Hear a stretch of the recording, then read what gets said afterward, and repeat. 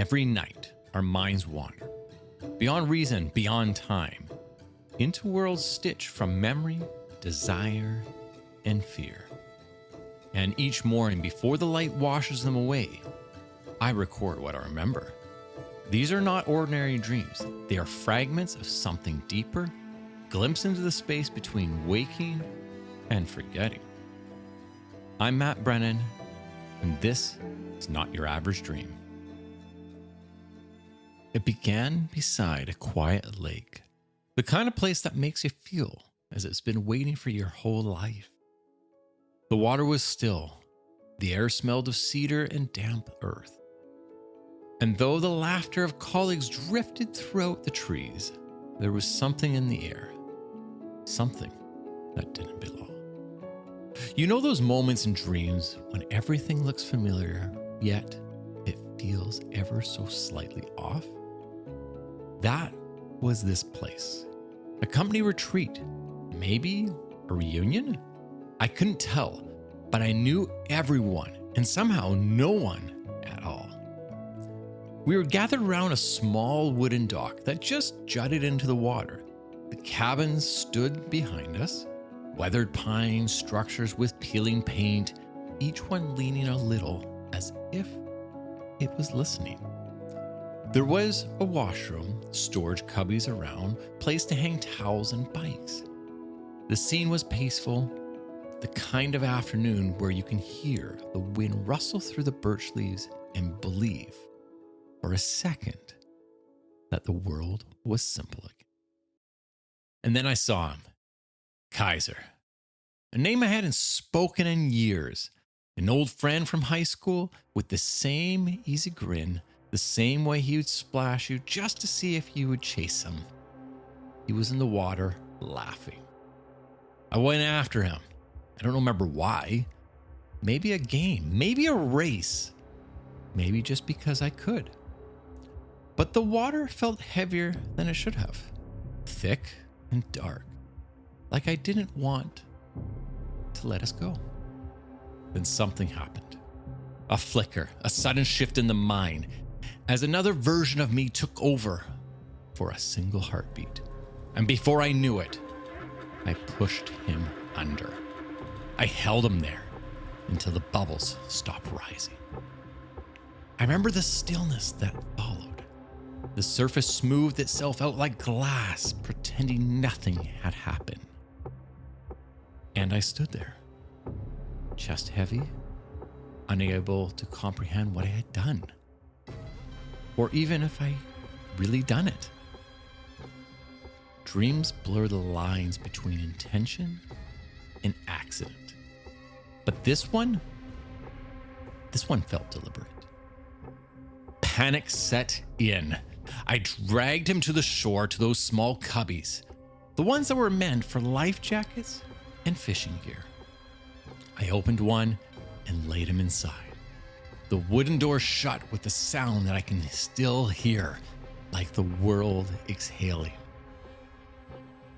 Then I washed my hands in the cold lake water again, and again, as if repetition could erase the truth.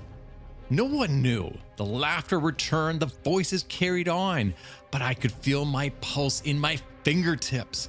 That drumming rhythm that reminds your body knows what your mind refuses to admit. Then, without warning, a shift.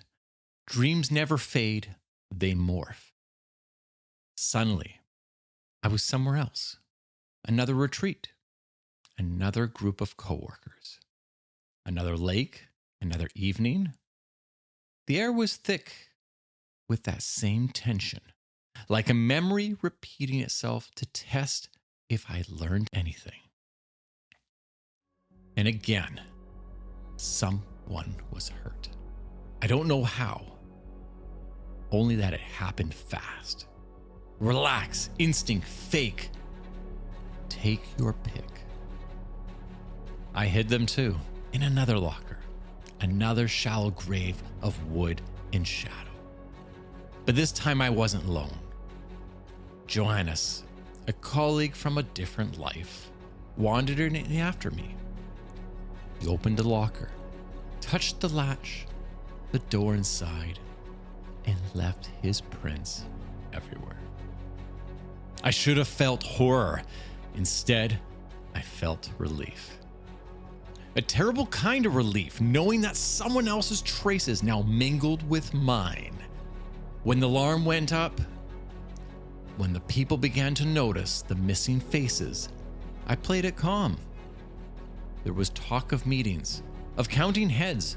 The word disappearance began to circulate like smoke. They called a town hall. We gathered in a long room, fluorescent lights humming, faces pale and uncertain. Names were whispered, accusations forming in silence. And all in a while, I sat on the edge, pretending not to know what I knew. I remember slipping into the washroom before the verdict, just standing there, hands on the sink, watching the water run, thinking maybe it can wash away. When I came back out, the meeting was over. They had chosen a suspect, someone else.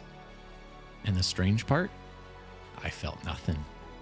No joy, no sorrow, only the steady heartbeat echoing in my chest like a clock counting down to something inevitable. Then came the last shift, the strangest of all. I was at Ryan's house, or at least it was supposed to be his house, but it wasn't. It was an old Victorian style, creaky floors, tall windows, fogged with rain, and the kind of place where the wallpaper remembers more than the people who live there. It was raining hard. Outside, the world felt heavy and sodden as the storm itself was trying to wash away the evidence of all that had happened. The basement was flooding.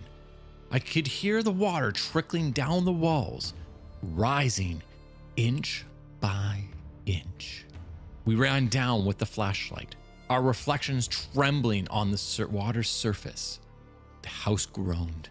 It was sinking, slowly, deliberately, into the earth. And then, through the window, I saw the crane, a massive machine, its metal arm cutting through the fog like a bone through flesh. It wasn't there to save us. It was there to dig. They said they were recovering evidence, a gazebo, some wooden stakes, fragments of a story I thought I buried across multiple dreams.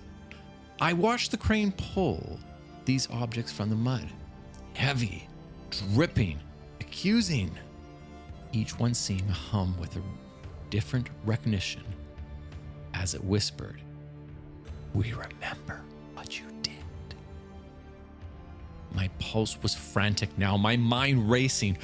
What if they found something?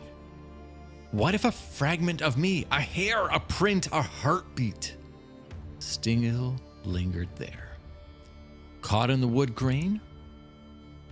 Then, as if the dream wanted mercy, the crane did something miraculous. It hooked the entire house, yes, the whole sinking house, and lifted it 10 feet into the air. And suddenly, everything stopped. The water drained, the floorboards leveled, the storm outside eased into silence. For a brief moment, everything felt normal again. But in dreams, normal never lasts. I wandered through the house. The art studio in the back was destroyed, canvases soaked, brushes floating in the brown water. There was a beauty in the ruin, that quiet kind of sadness that comes after a storm has already taken what it came for. I felt an ache in my chest. Not guilt this time, something deeper. Grief, perhaps? Not from them, but for me. For the person I've been before all this began. And then I woke up, heart pounding, sheets damp with sweat. For a few seconds, I didn't know what world I was in. Was I still hiding something? Was there something still out there looking for me? Then I realized it was nothing. Then I realized it was morning. The sun was streaming through the blinds, and the sound of water, that endless washing, was only a hum in the bathroom sink. I remember standing there, palms under the tap, letting the cool water run through my fingers. It was the same motion in the dream, but this time it wasn't for cleansing, it was for release. Sometimes I think dreams like this aren't about guilt at all. They're about the memory, the kind that runs deeper than the waking mind. Ancestral, ancient, echoing for some long forgotten place inside us. Maybe the lake was my conscious. Maybe the house was my foundation, sinking beneath the weight of what I refused to face. And maybe the crane, the great mechanical savior, was part of me still trying to lift myself up before I disappear completely. Because when the dream ended, I didn't feel the horror anymore. I felt gratitude. That I could wake, that I could breathe, that I could wash it all away. And as I left the sink and looked in the mirror, I thought to myself, so that's what it feels like to be reborn by guilt. I'm Matt Brennan, and this is not your average dream. The door is open, step inside, and welcome to the beginning of the end.